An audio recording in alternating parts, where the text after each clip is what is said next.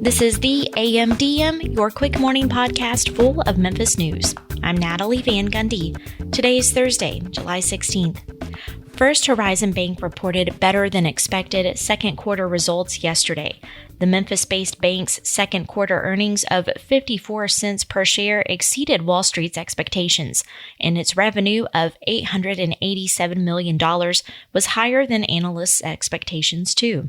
CEO Brian Jordan said deposits, loan growth, and income from interest drove the results, in spite of the economic uncertainty in the face of inflation and the Iran war. The Southern College of Optometry is partnering with the Catholic Charities of West Tennessee to provide eye care to homeless Memphians. The college and charities announced the partnership after surveys by the Catholic Charities and partner organizations showed vision care is among the most requested healthcare services in Memphis. Southern College of Optometry faculty will provide eye examinations from a new clinic at 1325 Jefferson Avenue on the Catholic Charities Hope Heights campus. The clinic had a soft launch on Monday with 2 faculty members and a few technicians. The plan is to have 1 to 2 students rotate through the clinic in the fall semester. And now it's time for a look at one of the week's biggest stories with Mary Casciola. But stay with us after that for more of the day's news. Early voting starts Friday, July 17th for the August 6th Shelby County general election, but the ballot also includes the state and federal primaries for the November 3rd election. It's kind of a big ballot, so longtime political reporter Bill Dries is here to break it down for us. I'm Mary Casciola. Bill, thanks for coming in again. My pleasure. Okay, so can you give us sort of the skinny on this ballot? It seems to me that it's pretty extensive, but maybe that's because I've been looking at all of the ballots, the general election, the state Republican primary, the state Democratic primary, the races in Bartlett, Arlington, referendums, and it goes on and on and on. Well, of the 3 elections this year, this one is probably the most complex for voters because, as you mentioned, it's the county general election and it's the state and federal primaries. So you have a combo of primaries and general election stuff. Right. There is it seems like a million races. So which is the race that you will be watching most closely? This feels like a good time to ask. Well, when I look at the ballot and the results, I tend to look at a set of races. Mm-hmm. So what I'm looking for in the county general election, right off the top, is will this be the local Democrats' third sweep of countywide races? Okay, that's a good question. Or will the Republicans manage to make some inroads on that? Also, the set of 3 congressional primary elections. Yes. Because, obviously, of the redistricting and what it has done in terms of ramping up interest, not only among voters, but among candidates on both sides. Right. It's really energized people. Also, the Republican primary for governor and what appears to be what seems to have become a competitive race there between Senator Marshall Blackburn and Congressman John Rose. Interesting. Over the weekend, you did report that there was an issue with the Shelby County Election Commission's absentee ballots and that some of the races were omitted. I'm going to chalk that up to the length of the ballot. But what did the Election Commission say? This involves approximately 700 absentee ballots mailed out to people already. Okay. People registered to vote here in Shelby County who qualify to vote absentee got these ballots. There are 6 special judicial races on the ballot. Mm-hmm. General election, nonpartisan, races for judges. Mm-hmm. 4 of those 6 races were not on these 700 ballots for some reason.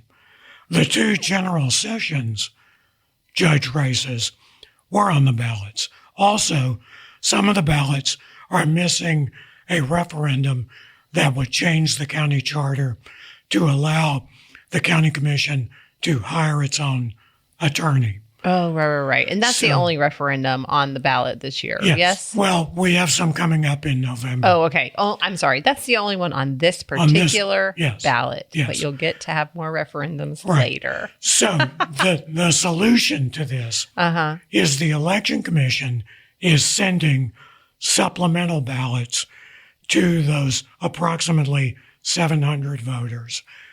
And they should be in the hands of those voters come this Wednesday. You should have gotten them already if you are an absentee voter. But is it like, are there only 700 absentee voters, or is this just a subset of all the absentee ballots that they sent out? It's a subset of the larger Okay. of a larger number. Okay, so they know who got the absentee wrong ones. Yes. And they are correcting the problem. They are using a FedEx tracking system to make sure the supplemental ballots get there and are received. This mistake shouldn't be downplayed. It's something that shouldn't have happened. Right. It affects important races that are on the ballot. Right. It's a big deal. I do need to say at some point during this podcast that our election coverage from the Daily Memphian is free beginning the day before early voting, which is today, and it will be free until the day after the election. You do have to register at our site with an email address, but you don't have to give us any cash, your firstborn, the name of Rumpelstiltskin, whatever it is.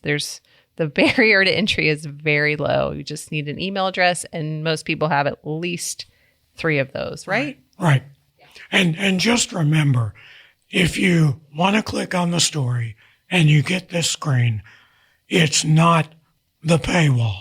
Right. All Right. we want, I'm just like you. I've done that too. Been on the site, screen pops up. It's not the story. I'm gone. Just give us your email address. We'll send you some emails. That's it. Yes, that is it. But no money needs to exchange You're hands. not obligating yourself in that way. Okay, so in this election, we will find out who our new mayor will be. We will find out who our new sheriff will be. We will find out a bunch of new county commissioners. A new majority on Yes. the commission. Yes. Who else will we find out? For 8 other countywide positions are on the ballot. And they're all the clerks. All of the clerks except General Sessions Court clerk, which goes in 2028. Okay, so we talked about much watched races, but we sort of alluded to this earlier. There is a state primary that is getting some national attention, which is like so different for us. Like that almost never happens. Because we're not considered a battleground state. Exactly right. Like we don't get any like good, juicy political TV ads. We have to go down to Mississippi to see them, I think. I don't know. Anyway, I feel like this is exciting that there's like a race that's garnering national attention. Yes. And actually several races. Oh, good. First of all, the Republican Senate primary between John Rose and Marsha Blackburn. If you are envious of our Mississippi neighbors and the ads they get to see, it's coming. Oh, it is. To Good. Us with that. I'm excited. race. But also the congressional races, the redistricting of the city, splitting it into 3 districts, has gotten national attention. And the Democrats are making a big bet here that the Republicans thought they knew what they were doing in this bid to flip the 9th district seat, the only Democratic seat in the state. The Democrats are saying it's still about turnout, and we think we might pick up 2 to 3 seats That's interesting. in this. Yeah. So in the primaries, we have this very hot-running Democratic primary contest between Justin Pearson, state representative, and London Lamar, a state senator. And both of them are coming with national figures endorsing them. That's going to include AOC, New York City Congresswoman Alexandria Ocasio-Cortez, and other congresswomen who are part of what's called the Squad, who are coming here to the city Friday. Yeah, they're going to be here tomorrow. Right. First day of early voting. Yes. To rally for Pearson, but also to rally for overall Democratic turnout in this. Do we want to talk about the flip side of that race? Yes. The 9th Republican primary is State Senator Brent Taylor, and one of his rivals is State Representative Todd Warner of Lewisburg. Right. And they are both going at each other pretty well, too. Yeah, definitely. Again, no incumbent in this race, because one of the major things that happened with this redistricting was Steve Cohen's called off his reelection bid. I don't want to say that Steve Cohen was unbeatable, but definitely getting him out of the race really opened up. I mean, not that, in terms of the redistricting, sort of having him say, I'm not going to run again, really opened up this race. It's really changed the ball game. Yeah. And his reading on it was that if the district was no longer predominantly Shelby County, predominantly Memphis, and that's it, with half of Tipton County, that he didn't see a path to victory there. He didn't see a path to reelection, which kind of tells you something about what a political earthquake this redistricting process has been. Exactly. Very quickly, what about turnout? What are you expecting? I'm expecting that we will not hit 200,000 votes based on the history of turnout in this election cycle, going back to 1970. 4 years ago in this cycle, we had a 23.6% turnout. The other thing about the turnout in this is the bulk of the votes will be cast during the early voting period. Early voting. I kind of love that, actually. Bill, thanks for being here. Thank you. We've got more news coming up next. Memphis City Council Chair Janice Swearingen Washington allegedly sought to use city resources for her husband's church.